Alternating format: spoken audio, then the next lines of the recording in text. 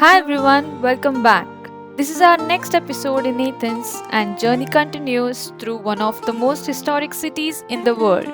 In last episode, we have covered a few highlights already, but there is a lot more of Athens still left to explore. From ancient landmarks to everyday city life, this episode is all about diving deeper into Athens. So let's get started. Our first stop today is Likabetu Hill, the highest point in Athens and one of the best places to get a full view of the city. It's a landmark you can spot from almost anywhere, standing tall above Athens. There are a couple of ways to reach the top. You can hike all the way up or take the funicular railway for an easier ride.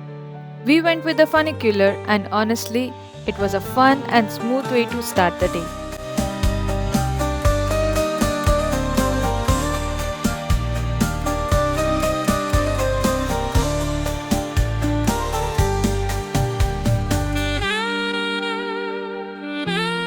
Once you are at the top, the views are absolutely worth it.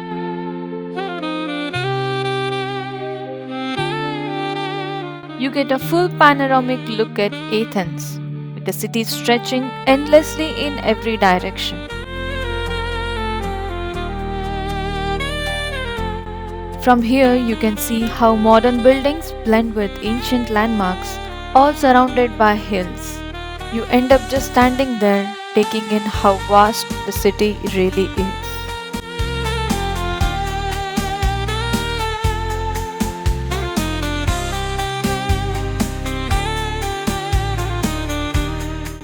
At the viewpoint, you see plenty of people gathered around, taking photos, relaxing, and enjoying the views together.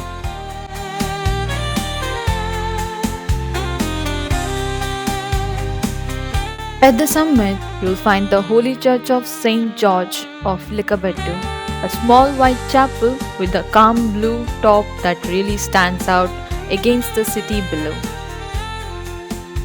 The church is simple in design, but its peaceful setting makes it feel like a quiet escape away from the busy streets of Athens. Just beside it stands a large bell, adding to the serene and almost timeless feel of this place. Looking down from Likabetu Hill, the Panathinaike Stadium stands out, known as the venue of the first modern Olympics. From here, one of the best viewpoints is the clear sight of the Acropolis in the distance.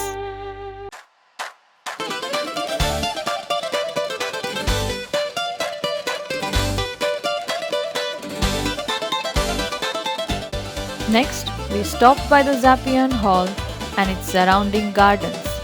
A really calm and elegant space right in the middle of the city. Zapion Hall itself has this grand, classical look and is often used for events and exhibitions.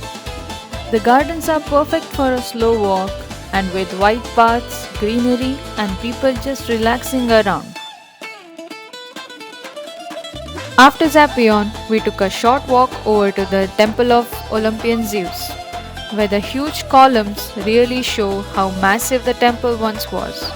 Standing here, you get a strong sense of just how grand ancient Athens must have been. Standing near the temple of Olympian Zeus, you can't miss the Arch of Hadrian, a grand Roman style gateway built in honor of Emperor Hadrian. It's amazing how such a single structure can tell you the story of Athens' past and the boundary between old and new parts of the city. From the Arch of Hadrian, it's a short stroll through the lively streets of Athens up towards the Acropolis. Along the way, you pass a mix of historic buildings, local shops, and little cafes, giving you a real feel of the city as you make your way to this iconic landmark. We have finally made it to the Acropolis, one of the most iconic landmarks in all of Athens. For this episode, we are just getting a quick first look because this place honestly deserves a dedicated video of its own. When it comes to tickets, you can buy them online in advance, which helps skip the line, or get them at the ticket counters nearby if you prefer. Either way, it's a must visit spot and we'll be diving much deeper into the Acropolis experience in the upcoming videos.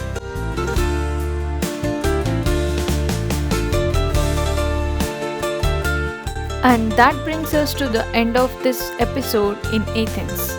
From hilltop views and historic landmarks to finally reaching the Acropolis, today was all about setting the stage for what's coming next.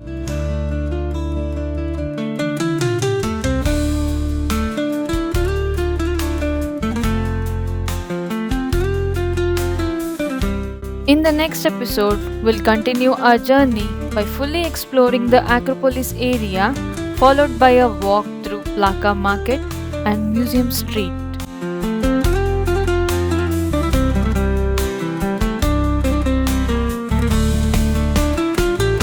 If you're enjoying the series, make sure to like, comment, and subscribe, and hit the bell icon so you don't miss what's coming next.